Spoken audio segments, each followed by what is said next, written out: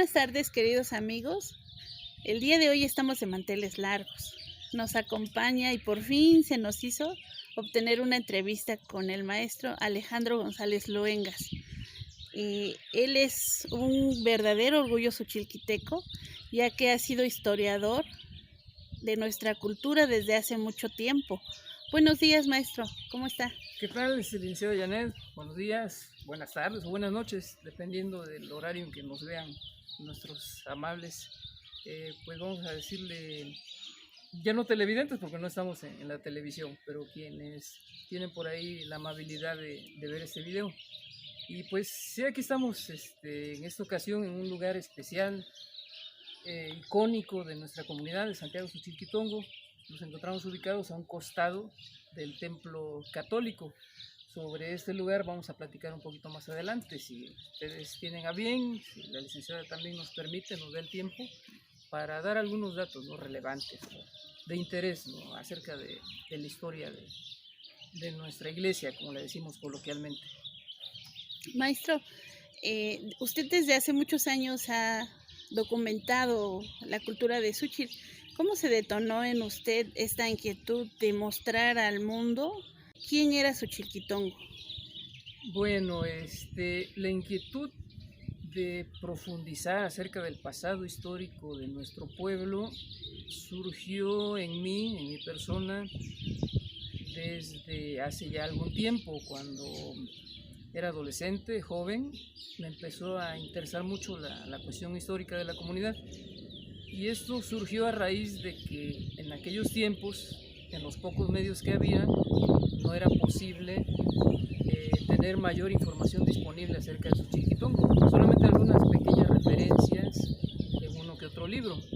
Entonces, en vista de esa carencia y también por gusto, yo a veces digo que soy un historiador sin licencia o amateur, ¿no?, o autodidacta. Yo no estudié realmente alguna especialidad en historia, pero me gusta, y yo creo que ese es un aliciente bastante importante, ¿no?, para recabar información.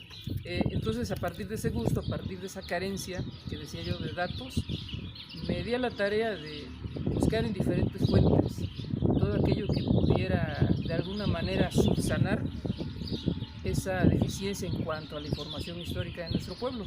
Y con el paso del tiempo se fue acumulando por ahí una serie de datos que he estado dando salida a través de diferentes formas, ¿no?, a través de material impreso, a través de material en línea, ahora con la facilidad que tenemos del internet. Y eso ha sido más o menos lo que me motivó, ¿no?, el gusto y la falta de información de nuestro pueblo, y en la recopilación de esa información darle forma.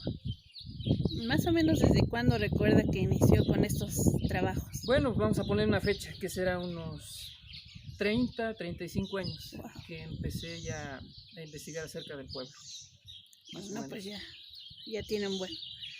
Bueno, hoy nos encontramos aquí en la iglesia. Usted lo dijo, es un icono de Suchilquitongo.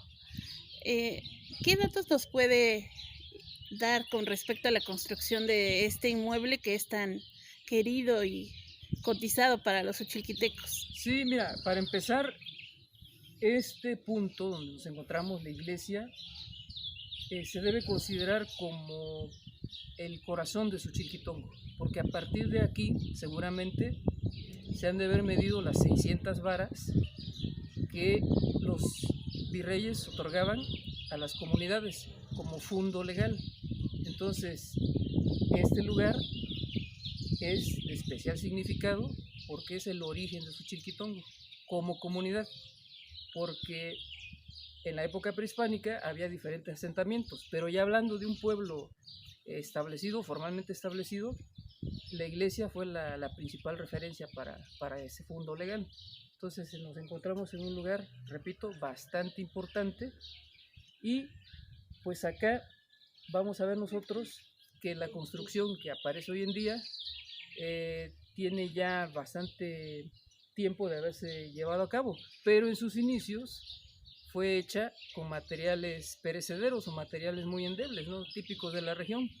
Por ejemplo, el adobe, o las vigas o la teja. De hecho hay referencias del siglo XVI, XVII, donde se nos habla ya de una iglesia muy sencilla en nuestra comunidad.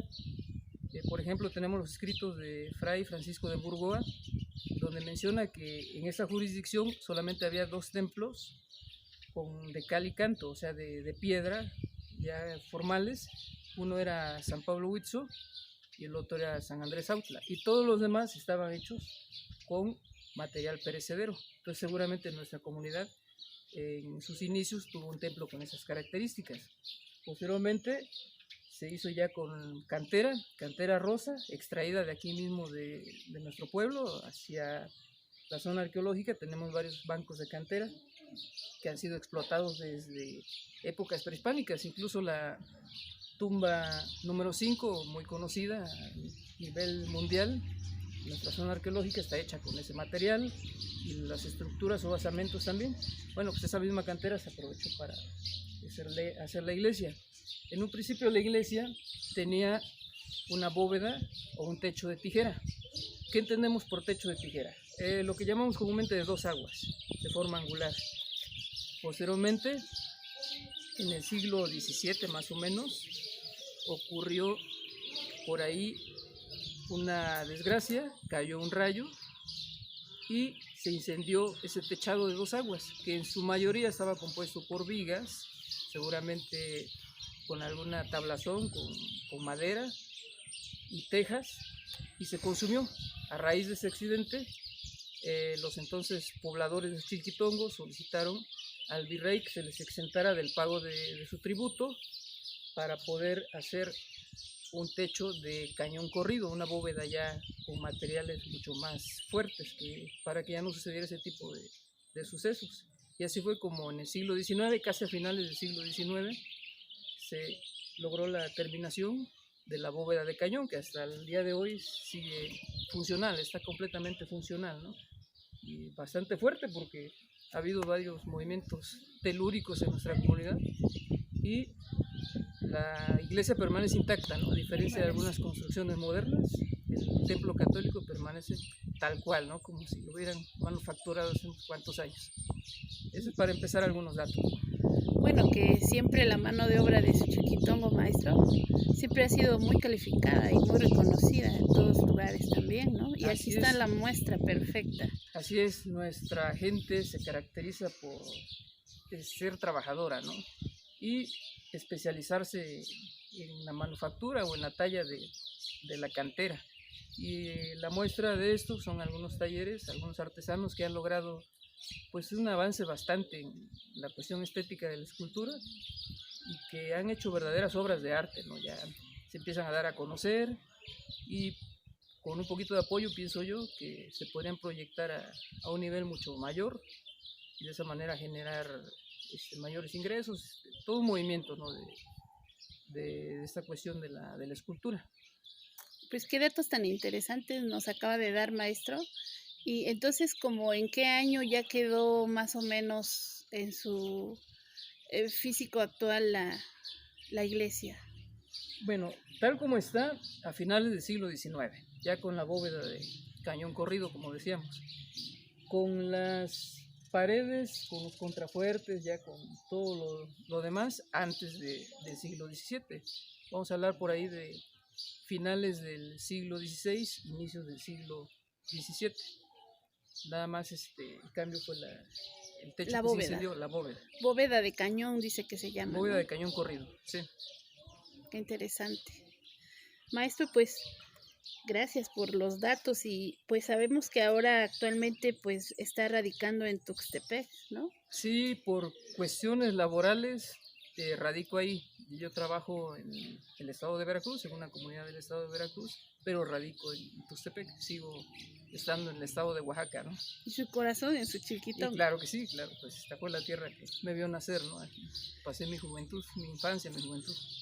Sí. Allá en la región donde se encuentra, ¿se ha podido hacer algunas actividades culturales también? Sí, pues ahora sí que quien tiene esa inquietud por la cuestión cultural o por la investigación histórica busca, ¿no?, de alguna manera dar cubierta a esas inquietudes, valga la redundancia. Y he estado participando en algunas actividades de corte o de tipo cultural en Tuxtepec. He tenido la suerte de que personajes por ahí muy conocidos en la cuestión cultural, promotores culturales de Tuxtepec, me han aceptado en su círculo y he podido participar, por ejemplo, en algunos conversatorios sobre cuestión histórica de Tuxtepec, que también es un área por ahí bastante extensa, o en otras áreas afines, ¿no? de lo que es el folclore, por ejemplo, sobre el huipil de Tuxtepec, si existió o no existió, porque ahorita lo que nosotros vemos como representativo de la ciudad de Tuxtepec, el bailable ese tan bonito de Flor de Piña, no es oriundo de la ciudad, sino de los pueblos cercanos. Entonces por ahí he podido yo aportar, ¿no? Dar una pequeña aportación, poner mi granito de arena. Pero obviamente el fuerte, digamos, donde estoy yo tratando de trabajar más es aquí en nuestro entorno, donde nos encontramos ahorita. Chiquitongo. Sí. Sus publicaciones, maestro. Tiene varias publicaciones, inclusive 2 libros que ha escrito para Xochiquitongo. Sí, pues hemos tenido esa suerte, esa inquietud de publicar 2 libros con temática xochilquiteca. Por ejemplo, el primer libro que yo publiqué fue el de la historia prehispánica de Xochilquitongo, donde se hace un recuento desde la época más antigua, la etapa de las aldeas, de acuerdo a la cronología que utilizan los arqueólogos, hasta el año de la conquista, hasta los tiempos del contacto español. Entonces, a través de la recopilación de diferentes datos, le he dado forma, o le di forma en su momento, a todo ese cúmulo de información, y salió un libro, salió por ahí un poquito copioso. Pienso yo que es un trabajo que no está hecho tan a la ligera, sino que utiliza mucha información, mucha cuestión histórica de especialistas. O sea, no es algo que yo haya inventado, y eso es donde yo me fundamento para el desarrollo de los diferentes temas. Aparte, no hace mucho lancé la edición de un libro de tradiciones, de cuentos de aquí de la comunidad, un pequeño librito. Esa era una inquietud que surgió a raíz de que en los diferentes niveles que tenemos educativos, en la primaria, en la secundaria, incluso a nivel profesional, se piden algunas leyendas o se les solicitan a los alumnos cuentos locales con alguna temática local, y no había una recopilación en forma. Entonces yo me di a la tarea de hacer eso y se logró la edición de este librito, que por cierto ahí todavía hay algunos ejemplares por si alguien se interesa, ¿no? Y aparte, ya de manera no directamente tocando la cuestión histórica de Xochiquitongo, pero sí de un pueblo vecino con el cual nosotros tenemos pues una relación bastante estrecha, que es San Pablo Huitzo. Lancé un librito igual acerca de el significado de los topónimos que ha tenido esa comunidad a lo largo del tiempo. Nosotros en nuestro pueblo solamente tenemos un nombre en náhuatl, Xochilquitongo, pero en la comunidad vecina, en Huitzo, hubo hasta 3 topónimos, uno en náhuatl, otro en zapoteco y uno más en mixteco. Entonces es un caso único por ahí que pues, me di la tarea de recopilar y fue que lancé esta publicación. Hay en preparación otros proyectos, pero yo creo que más adelantito platicamos de ellos. Oiga, pues qué interesante. Amigos, los que estén interesados en adquirir los libros del maestro Alejandro, pueden mandarnos un mensaje y nos ponemos de acuerdo y con mucho gusto se los hacemos llegar. Bueno, maestro, pues ahorita que está tocando esos temas de los topónimos, pues yo creo que a todos nos interesa de dónde venimos, cuáles fueron nuestras raíces. Digo, es muy interesante también el inicio de Xochiquitongo, ¿no? ¿Por qué no nos ilustra en ese tema? ¿De dónde venimos? ¿Cómo nos conformamos? de dónde surgió el nombre de Xochilquitongo, lo que nos pueda platicar de ese tema. Sí, vamos a tratar de hacer un bosquejo así rápido, ¿no? Para no aburrirlos. Bueno, nuestra comunidad como tal, ya platicamos hace un momento, que fue a inicios del periodo colonial, pero antes de esa época nosotros ya existíamos a través de diferentes asentamientos, algunos tan antiguos como varios siglos antes de Cristo. Por ejemplo, en esa parte donde se ubica actualmente la secundaria, hay vestigios de asentamientos de una época muy antigua que los arqueólogos denominan la etapa de las aldeas. Entonces ahí han salido diferentes objetos de cerámica, diferentes figurillas igual de barro, que de acuerdo a los arqueólogos son contemporáneas incluso con asentamientos como San José Mogote, que es uno de los lugares más antiguos del estado de Oaxaca, o también contemporáneos al barrio del Rosario en Huitzo, que son los lugares más representativos en el Valle de Etla de la etapa de las aldeas. Entonces en esa área de la secundaria tenemos también vestigios de que hubo asentamientos en esa etapa. Posteriormente tenemos la ocupación de la zona arqueológica Cerro de la Campana, como la conocemos localmente, que hay que aclarar que no es Huijazó. No es Huijazó, pero supuesto. Ese es un tema que vamos a hablar más adelante. Entonces, quienes ocuparon inicialmente la zona del Cerro de la Campana fueron zapotecos, y ellos fundaron un centro urbano donde en las partes altas de los cerros tenían los lugares con el control administrativo y religioso, y en las faldas, en los terrenos, era donde vivían las personas comunes y corrientes, los campesinos, quienes se dedicaban al cultivo del maíz, de las plantas de aquella época, la calabaza, el chile, para el sostenimiento precisamente de esa élite que vivía en ese lugar. Entonces ya estamos hablando ahí de una etnia, de un grupo étnico ya definido, que son los zapotecos. En la etapa de las aldeas no podemos decir con exactitud si eran zapotecos o zapotecas o no, pero en la Campana sí, ahí sí ya podemos definirlos como tales. Posteriormente el lugar fue abandonado, estamos hablando del año 850 después de Cristo, que ese lugar fue abandonado. Se desconocen todavía las razones por las cuales se dejó. Hay varias teorías que manejan diferentes especialistas. La cuestión es que mucha de esa población bajó al valle que circunda el Cerro de la Campana, dentro de nuestro territorio. Y ya por ahí de el siglo XV, XVI, fue que los asentamientos que había en las partes ya planas de nuestra comunidad empezaron a crecer en número. Con la llegada de los españoles y con el cambio que hubo en el modelo administrativo, a los lugares ya se les asignó un nombre en específico. Entonces ya es donde nosotros tenemos a un Xochilquitongo formalmente establecido.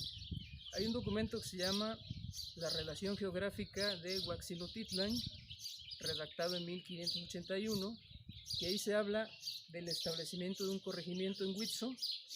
Esto fue en el año de 1532, que tenía sujetas a la cabecera diferentes estancias, y una de ellas era precisamente Xochilquitongo. Entonces ahí tenemos ya la primera referencia de que nuestro pueblo existía como tal, como Xochilquitongo. Esto posteriormente fue cambiando, nuestra población fue incrementando de número hasta alcanzar la categoría ya no de una estancia, sino de una república. El concepto de república en la época colonial no es el mismo que tenemos ahorita. Ahorita república entendemos todo el país, ¿no? Conformado por diferentes estados. Antes, en el sistema administrativo español, una república era un pueblo de indios. Indios sin el significado peyorativo que se le da, ¿no? Estamos hablando con la indígenas, ¿no? Terminología de la época. Entonces, este tipo de pueblos era lo que se le denominaba una república. Entonces ahí ya tenemos a nuestro Xochilquitongo como tal, como pueblo, ya no como una pequeña estancia, como un pequeño lugar habitado, sino ya como un pueblo formalmente establecido. Así permaneció durante todo el periodo colonial y en el siglo XIX, a partir de los movimientos de independencia, con el cambio que hubo, adquirió la categoría de municipio. Y esto fue el 6 de mayo de 1836. Entonces, con la consumación de la independencia, tenemos ya el establecimiento formal de nuestro pueblo como un municipio. Eso ocurrió el 6 de mayo de 1836, donde ya se le da formalmente, repito, la categoría de municipio de Santiago Xochilquitongo, agregándosele 2 agencias municipales, que son Santo Domingo Tlaltenango y Santa Cruz La Chixolana. Ahí ya estamos hablando del Xochilquitongo que conocemos actualmente, el municipio de Santiago Xochilquitongo. Y con los diferentes movimientos que hubo, la Revolución Mexicana y por ahí la Guerra Cristera incluso, no hubo gran repercusión en nuestra comunidad. Entonces, a partir de la creación del municipio, es como permanecemos hoy en día.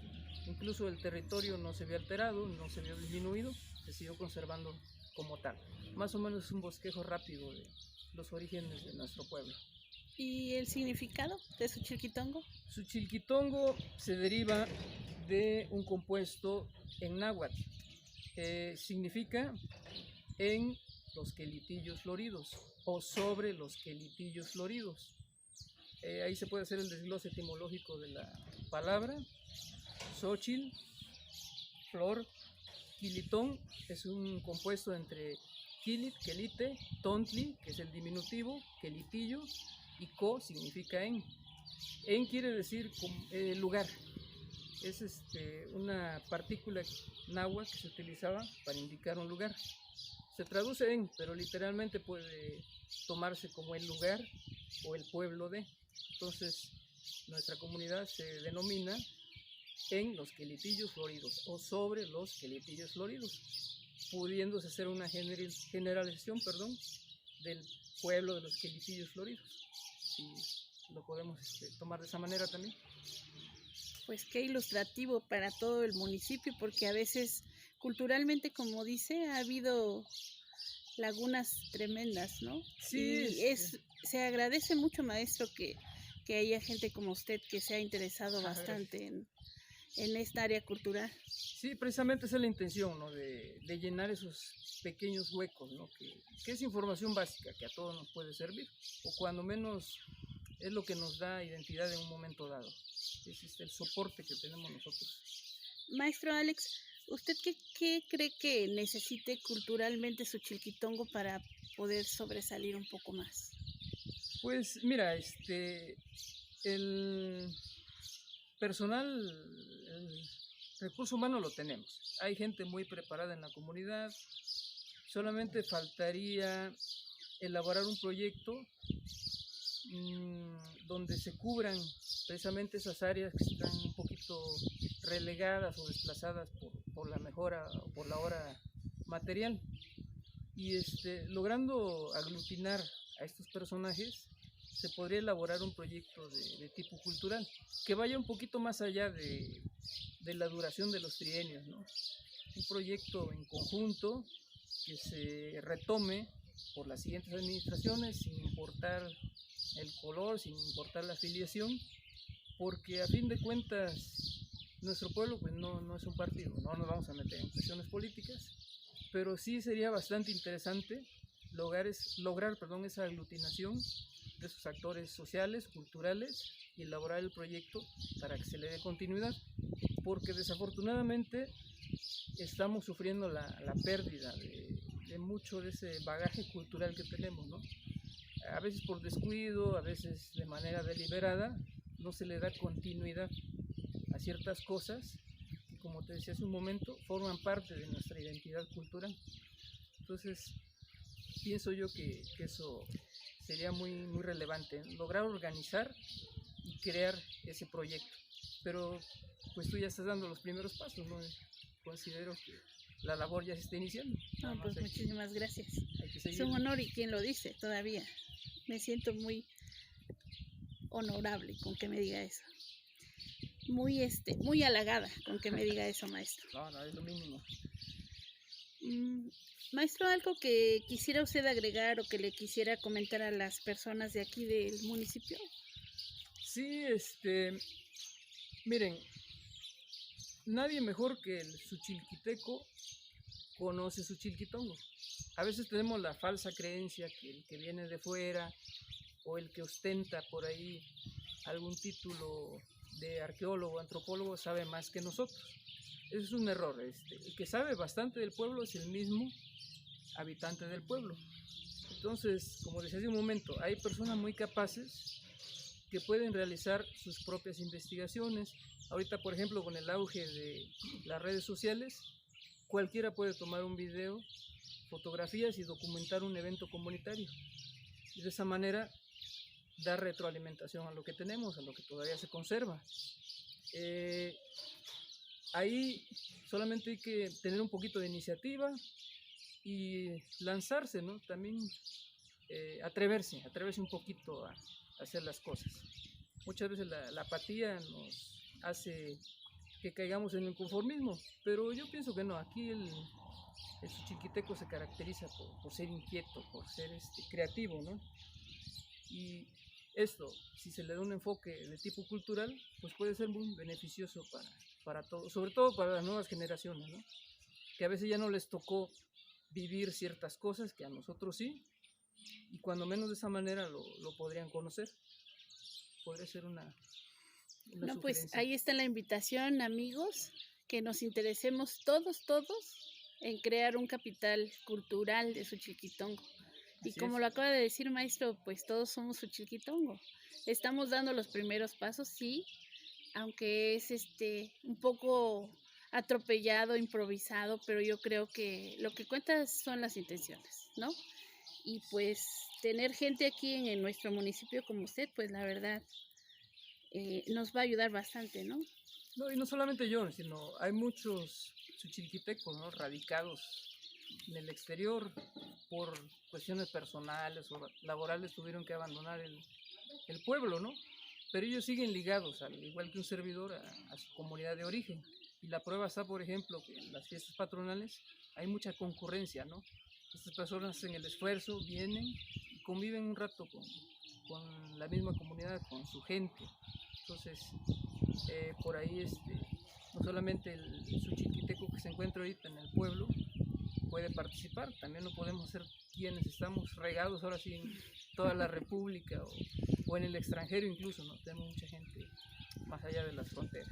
Sí, por cierto, siempre nos mandan saludos y nos felicitan las personas que extrañan mucho a Suchil y sobre todo las que andan en Estados Unidos, que tenemos creo que una gran cantidad de paisanos fuera de nuestro pueblo. Y pues les mandamos un saludo a todos para allá. Pues, maestro, ha sido un verdadero placer. Al contrario. Escuchar tanta información que tiene, y a mí en lo personal sí me gustaría comprometerlo en que nos sentáramos un día en otra entrevista más adelante cuando tenga un espacio para hablar exclusivamente de la zona arqueológica. Claro que sí, con muchísimo gusto, y quiero agradecerte el espacio que me brindas, tu tiempo para realizar esta entrevista. Programamos una posteriormente ya con un mayor sustento documental. Ahorita lo hicimos así muy rápido, tal vez algunas cosas se me escaparon de momento, pero en una segunda entrevista podríamos subsanar esto e incluso aportar nuevos datos relevantes, ¿no? Para el conocimiento de nuestra propia historia, la del Suchilquiteco, la del Suchilquitongo. Pues aquí acabamos de presentar al maestro Alejandro González Luengas, un orgullo suchilquiteco. Gracias. Muchísimas gracias, maestro. Gracias a ti, licenciada Janet. Amigos, pues nos despedimos desde el bonito templo católico de nuestra comunidad y nos vemos con otro orgullo suchilquiteco. Muchas gracias, maestro, y buenas tardes a todos. Hasta luego.